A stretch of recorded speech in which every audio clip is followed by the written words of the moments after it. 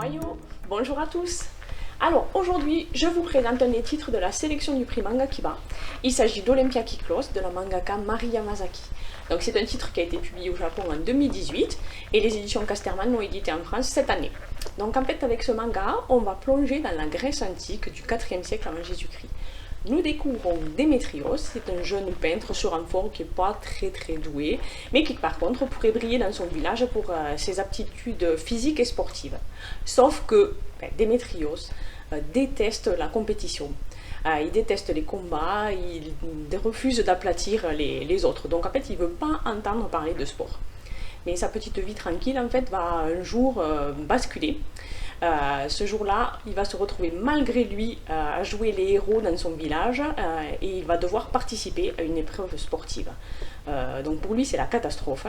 Il est horrifié par cette idée et du coup, il se réfugie dans une immense amphore chez son maître pendant un orage. Et ce jour-là, pendant cet orage, il y a la foudre qui va frapper cette amphore et Démétrios va se retrouver projeté au Japon, à Tokyo, en 1964, à l'époque des Jeux Olympiques.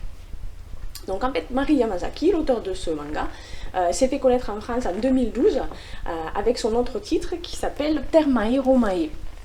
Hop, voici la couverture. Donc en fait, dans ce manga, on découvrait un Romain de la Rome antique et qui se retrouvait projeté dans le Japon moderne. Donc en fait avec Olympia Kiclos, Mari Yamazaki recycle un petit peu les grandes lignes du pitch de Thermae Romae, c'est-à-dire que chaque fois que le héros va se retrouver dans une situation délicate, chaque fois qu'il va être confronté à un problème, eh bien, il va être projeté dans le Japon moderne et il va se retrouver confronté à des situations qui en fait vont lui permettre d'évoluer et de régler ses fameux problèmes. Sauf que bon, quand même dans ce manga, Mari Yamazaki ne se contente pas de recycler le principe de Thermae Romae. Elle développe quand même petit à petit une œuvre qui a son propre charme. Donc on va avoir au niveau visuel vraiment des dessins superbes. On retrouve en fait toutes les qualités de l'auteur avec des décors qui sont très soignés, très documentés, des personnages qui ressemblent vraiment à des statues grecques.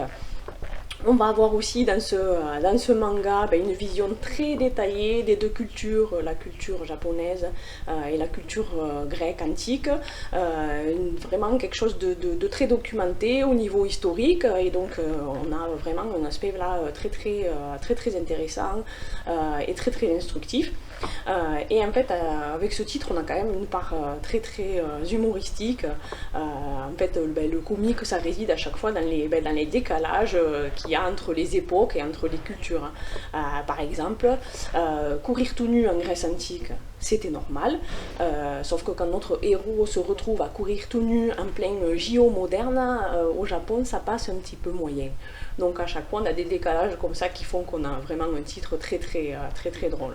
Donc si vous voulez en savoir plus sur ce manga et le découvrir, nous vous donnons rendez-vous dans nos médiathèques de Castres, Mazamet et La Bruyère. Et je vous dis à bientôt.